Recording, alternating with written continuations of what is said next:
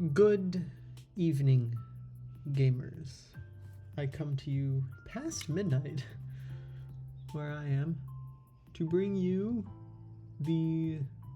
another rendition in what I guess is becoming a series now of I make a PowerPoint presentation and talk about random things that I think are really interesting about in Pokemon Insurgence Draft Leagues.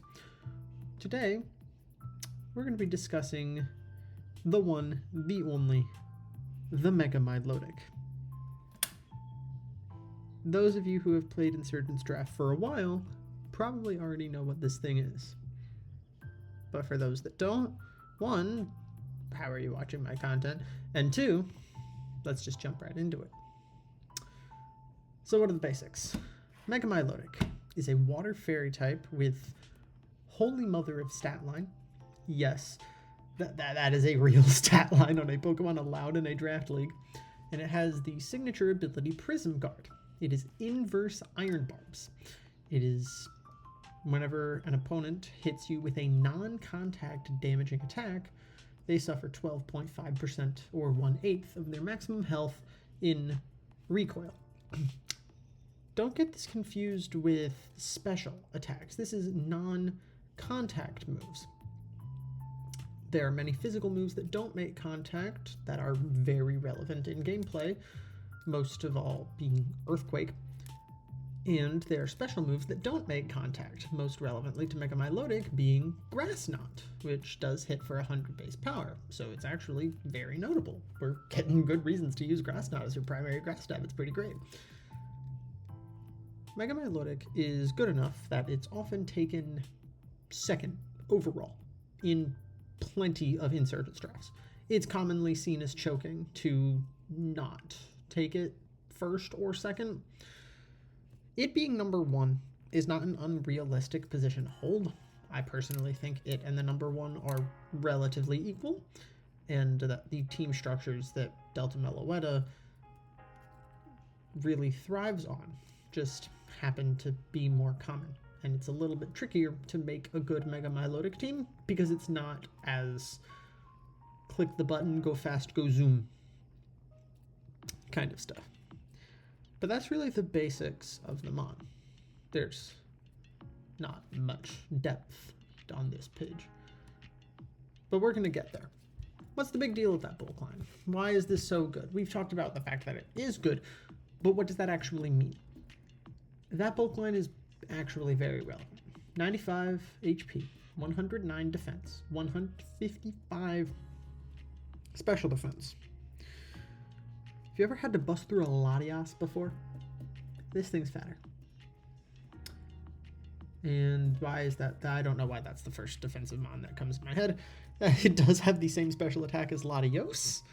Pokemon Insurgents also crucially gave Mega Milotic access to Moonblast, so you have that to worry about it smacking you with. And with 130 special attack, those Scalds also hurt quite a bit. It also tends to have the case of a number of tanky Pokemon, but Mega Milotic in particular, the things that beat it in the one-on-one and the things that switch into it often aren't the same stuff. Usually, an opposing strategy is banking around making Milotic come in on you, and then trying to brawl with it that way. But many teams can often be left at somewhat of a loss if they can't switch into Mega Milotic immediately. Granted, Mega Milotic isn't exactly a fantastic lead. It's just bulky. And can hit stuff, but doesn't typically it wants to be saved for defensive utility, sometimes. Anyway, I've just included a couple of frankly heinous attacks that Mega Milotic can survive for some stupid reason. It lives a Ruin Gross Woodhammer. Notably, this is a Scarf and unboosted Ruin Gross Woodhammer, and it's not after hazards, but it's a Ruin Gross Woodhammer. Survives Booster Energy Iron Moth Sludge Wave after rocks, Choice Specs Coco Thunderbolt, a +2 Life Orb Garchomp Earthquake after rocks. There's a lot of dumb stuff that this thing survives. Taking it out in one hit is all but out of the question. If you can't do it with something like this, Well, granted, this is Ruin Gross when it's holding back, but yeah. Let's just move on. It's kind of weird. Insurgence tends to market itself as this fast, incredibly offensive metagame where everything is just so much more busted than usual. But in reality, Mega Milotic is one of the unquestionable top 3 of the format. Usually top 2 and sometimes even top 1. Having Mega Milotic there changes things. It reminds me of Hungrybox and Super Smash Bros. Melee. I don't know why that's the first thing that comes to mind. Insurgence wants to market itself as fast, but one of its best Pokemon is a slow, tanky bastard who just wants to brawl one-on-one with anything. And that's actually pretty cool. It's... okay, I'm not going to say it's fun fighting Mega Milotic, because it isn't, for a majority of people. But Mega Milotic poses a very interesting challenge for the Insurgence Draft metagame. Because the offense is great, kind of ridiculous, especially by normal draft standards. But the defense keeps up with it in a way that some draft formats, such as Paldea decks, just don't have. Defense can keep up with you. Bulky structures do work, and they do perform very well. You can't just go all gung-ho with a bunch of speedsters and try to win the game that way. You've actually got to think on your feet. You've actually just got to figure out what you're going to do when the stupid snake sits in front of you. But let's get down to it. Mega Milotic's actual kit.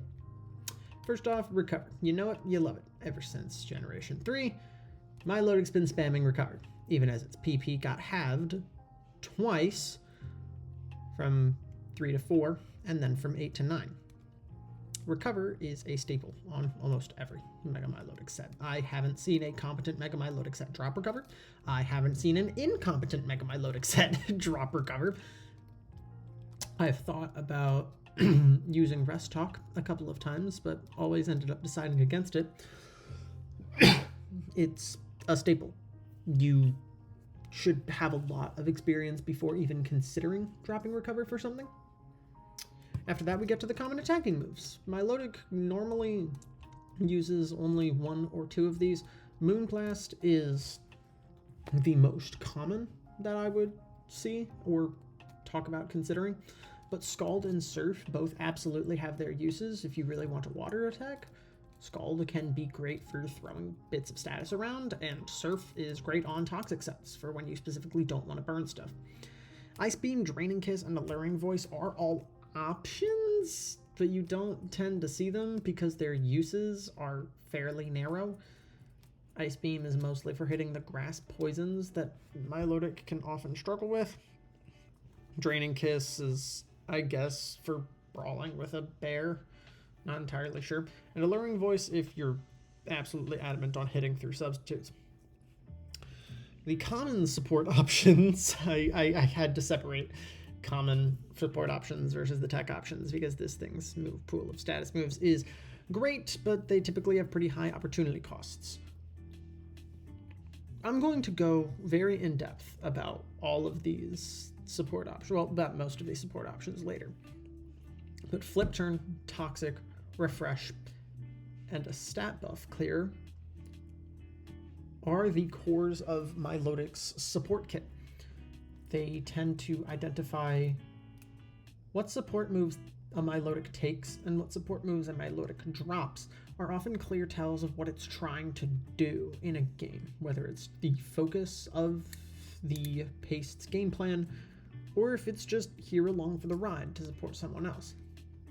And then finally, we've got the tech options. I kind of just threw every even reasonable status move on here. Light Screen, Hypnosis, Magic Guard. No, not Magic Guard, Magic Coat, Safeguard, Imprison. I've used Mud Sport a couple of times because, yes, Mud Sport Mega Milotic beats Mega Stunfisk.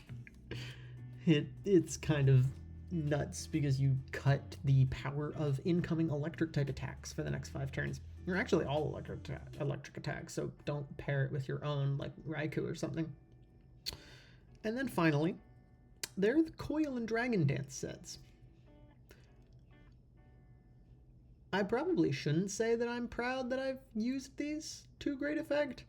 Even just last month, I used Dragon Dance Mega Milotic 2 weeks in a row in a team tour when my team was just barely squeaking by. They can be very successful, but Mega Milotic also has 70 attack, and you kind of need to balance that.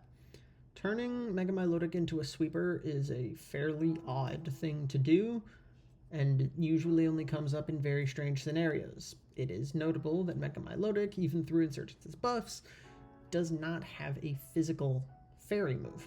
You will be running off of Waterfall or Aqua Tail. Waterfall is typically for the Dragon Dance sets and Aqua Tail for the Coil sets.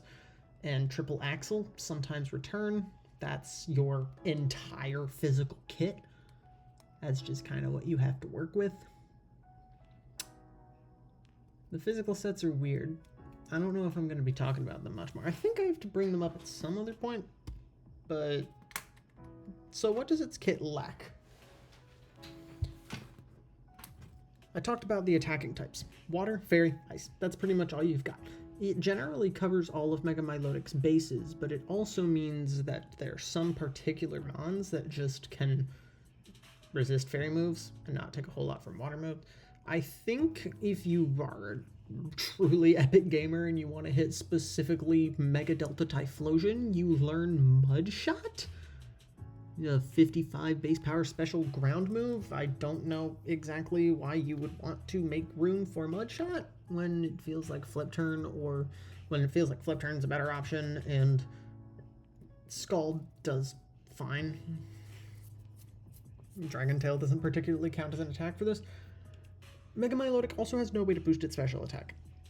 Not even in some weird, janky status move. If this thing learned Calm Mind, we wouldn't allow it.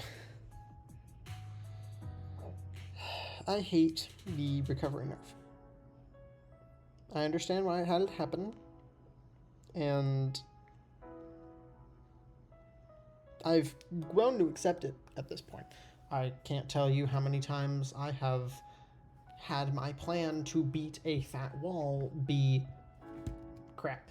I can't tell how many times I've had my plan to beat a wall being I am going to make it recover 8 times.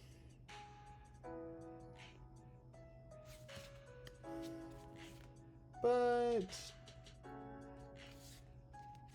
that's notable for Mega Milotic. Mega Milotic will only ever be able to recover in your face 8 times. The difficulty with Mega Milotic compared to other walls is the fact that it's actually going to hit you back and do so fairly well, which is slightly unfortunate. But you can make it work. Now let's talk about team structures. There are largely 3 varieties of Mega Milotic team structures, and they're largely dependent on what the pilot wants to use them for. The first kind I managed to figure out is largely Milo offense, and I call this role the fallback. Mega Milotic is the fallback of the rest of the team. The rest of the team is the game plan. Milotic's just also kind of here. It's here to spam Flip Turn, make you respect its friends, and be almost just, I'm not going to say be resilient in the face of everything, but it's try to plug as many holes in as little time as possible. These particular archetypes of Mega Milotic frequently don't have a fantastic best friend for Milo. When you're talking about defensive Pokemon in any particular draft setting, you always have to bring up their best friend, and these archetypes don't always have one. The team examples I have listed on the team archetypes page are taken from the Whole in Battle Frontiers 9th season. This is the team used by, I think the coach name was How the Tory in the lowest division, Abyssal. And then we'll see some other folks later. But this is the prime example of a Mega Milotic offense team. It's Mega Milotic, and backing it up with a whole bunch of beaters. You've got the Excadrill, you've got the Sneasler, you've got the Delta Scizor, Terra Abusers in Sinistcha, and Delta Reuniclus, the latter of which uses Trick Room, the former of which is an annoying little cunt. I guess for the purposes of this, the best friends are Sinistcha and Moltres, but they don't exactly cover all of Mega Milotic's holes. Instead, what these sorts of team structures will often do is they'll use a multitude of other less stalwart options. For example, Excadrill is here to take on some electrics and maybe a couple of poisons, especially the physical ones. Moltres is here to take on grasses, and it does so damn well. And they can lean on Excadrill for some electric and rock support.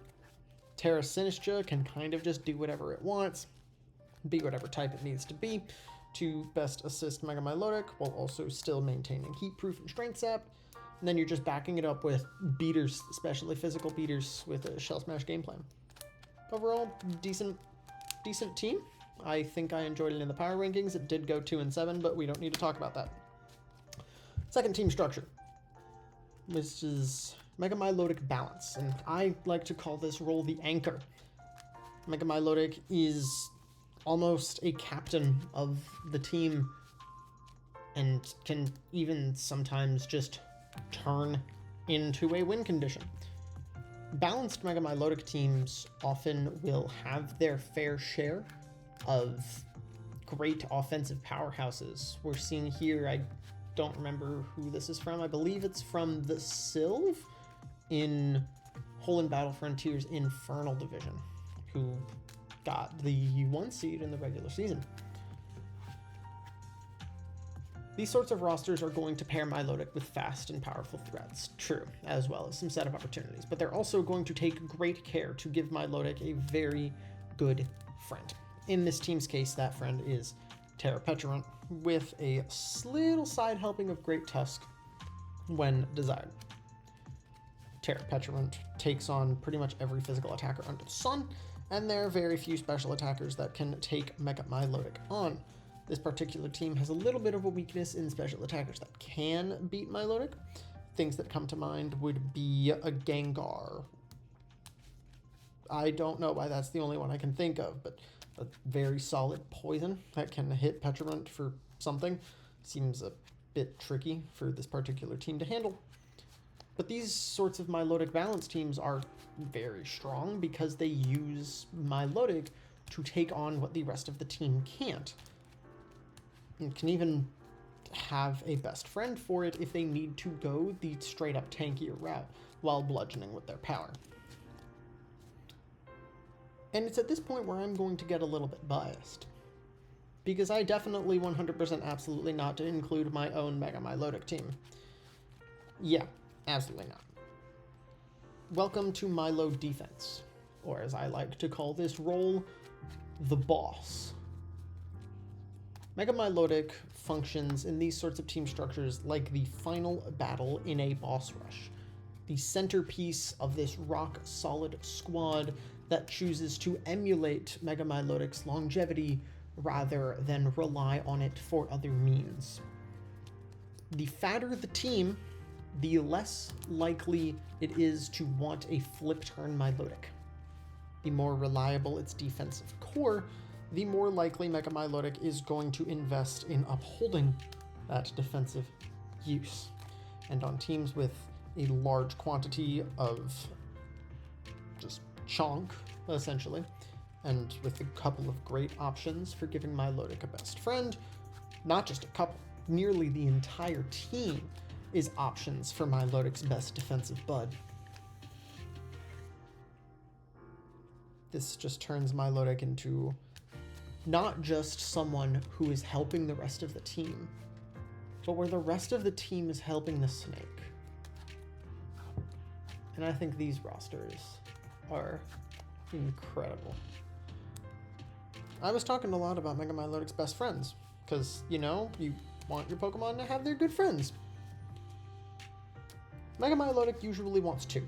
Most Pokemon are going to want 1. You know, Skarmory and Blissey have been best friends throughout Mon's history for a while.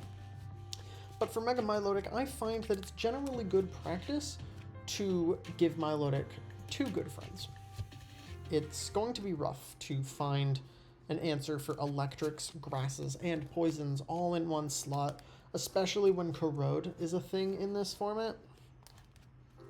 So getting some steel type like a Ferrothorn to function as your poison resist does not always necessarily work. And then you also want stuff with going longevity. You want a good removal package because of Mega Milotic's hazard problems. It's generally a lot to take in.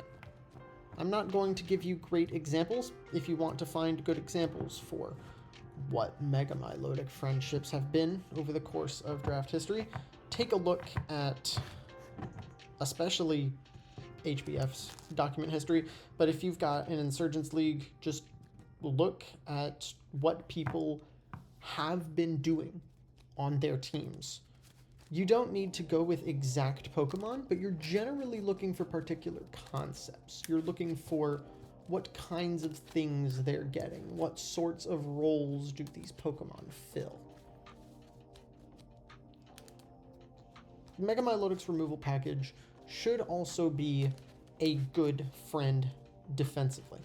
If your removal is something like a Cloyster, which does not appreciate removing, would rather be doing other things with its time, and shares a number of weaknesses with Milotic, that's not really going to help Milotic out terribly much.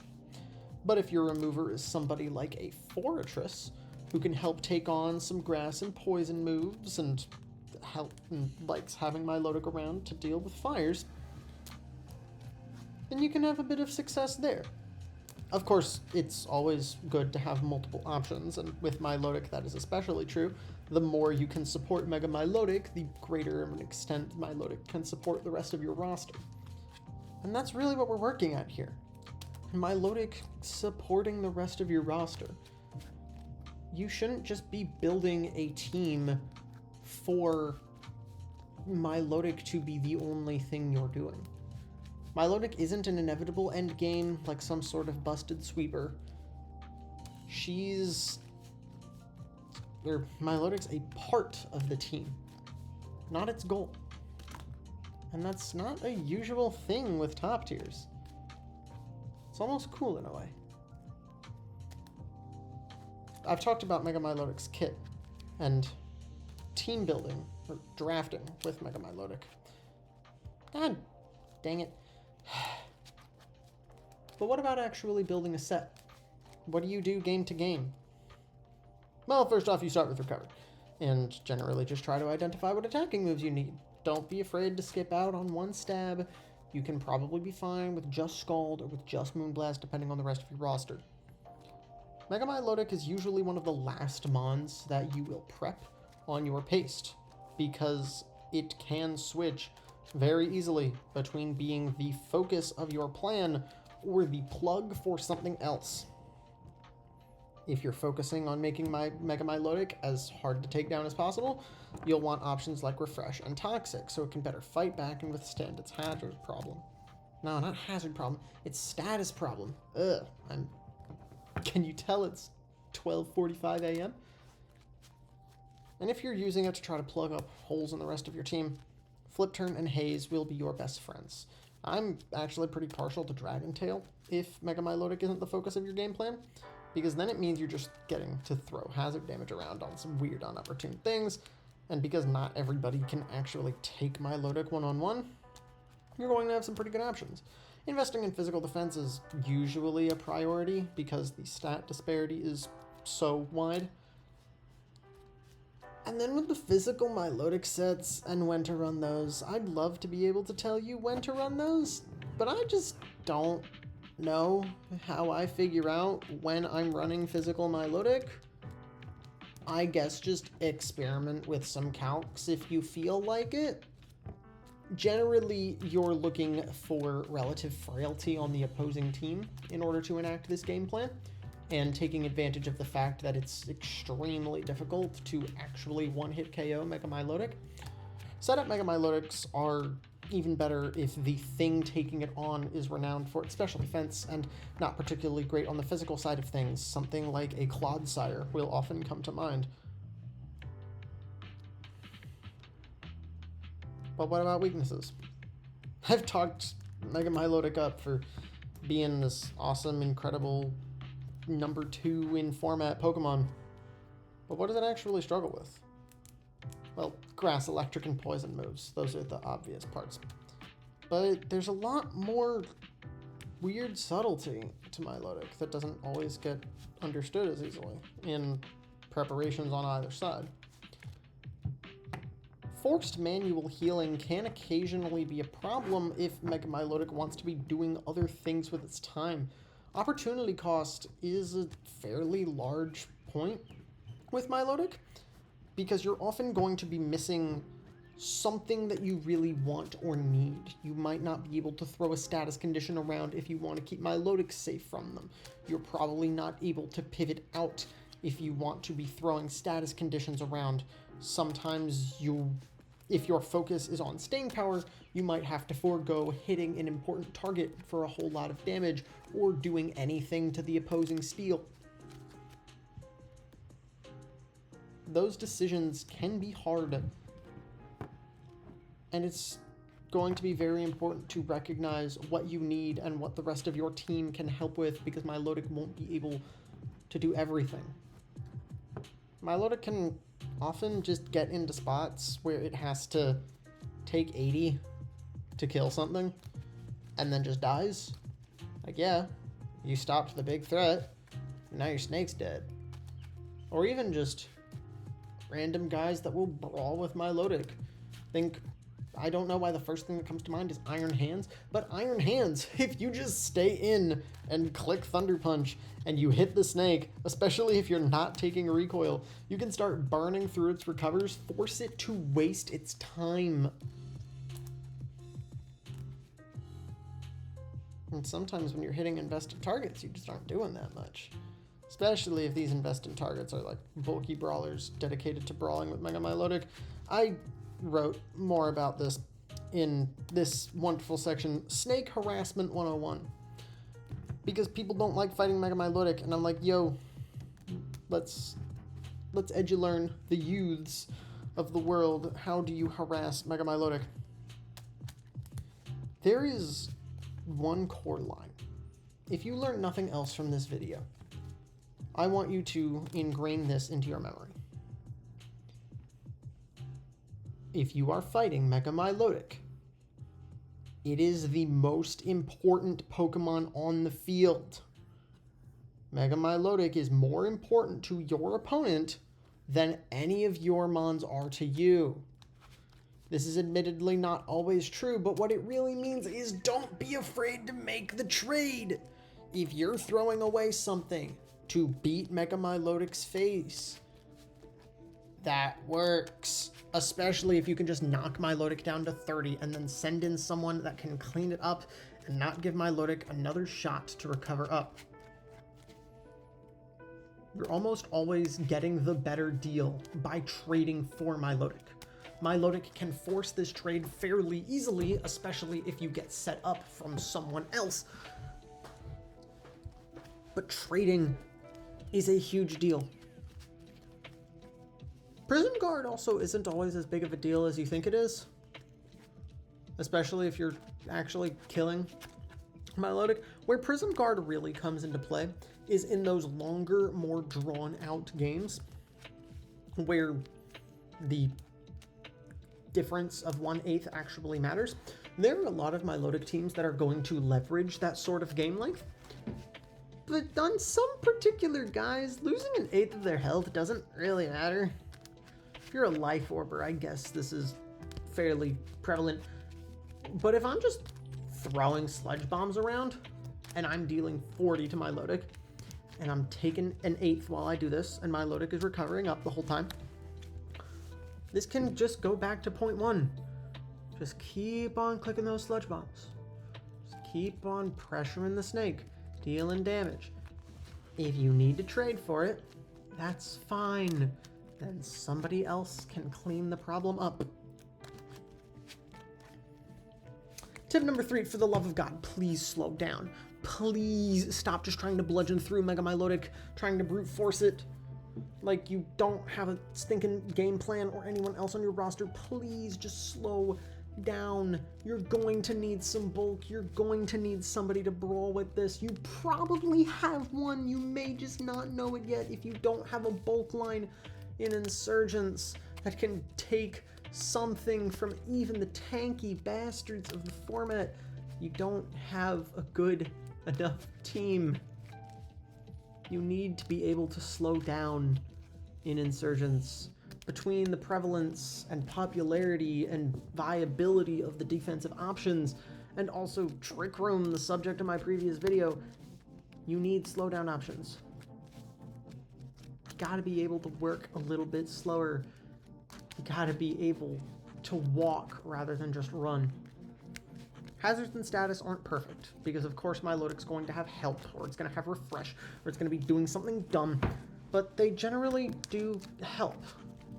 Status conditions are generally going to be your best option against more offensive Milotic teams, while hazards will be better against the defensive ones. Now, why do I say this? Defensive teams are going to have more hazard removal. Offensive teams won't necessarily be wasting their time against it, and offensive teams also aren't going to care as much about status. These are both true criticisms. But defensive Milotic teams are typically going to be switching around a fair bit with Milotic. The reason I recommend doing it this way, throwing up hazards against the defensive options and status against the offensive options, is because Milotic itself will care a lot more about them in a vacuum. Yes, it may be better against an offensive game plan to have hazards up because they're going to be switching around more. Because Mega Milotic's going to be going for those flip turns. But against offensive structures, dealing that extra bit of damage against Milotic doesn't often matter as much, because Milotic is a roadblock rather than a true defensive presence. It's not trying to hold you off forever. It's also, because it's not trying to hold you off forever, it's not going to have refresh most of the time, so you can status it fairly freely. Against the defensive teams, throw up hazards every time you can, because your hazards have more PP than their defog. And if you can keep throwing hazards up on these teams that want to be able to switch around with Milotic, and you have someone that can brawl with Milotic, now Milotic's going to be switching out, it's going to be taking more chip, you're going to have to force them to get removing on as quickly as they possibly can, and you can start bludgeoning their removal engine. Because Milotic's got to heal manually. If you do a little bit of damage and then force the snake out, it can only heal 8 times. Yes, that is 400% of its health. But it only gets 8 individual recovers. So if you can stop Mega Milotic from getting a recover for incredibly free, even by just brawling with it, leave someone in, click it again. If they go down, they go down. Just leave the guy in, click it again. If you don't think you can get fancy, don't try to get fancy. Don't be afraid to make the trade. Anyway, let's wrap this thing up because I'm kind of tired. In conclusion, Snake good. Snake like friendship, because Snake cannot do everything. You should have good friends for the Snake. It can be very bonkers, but it is not unkillable. Yes, it is very good, but you have more options than you think you do to combat the Snake. Don't be afraid to make the trade. I'll see you all in the next one.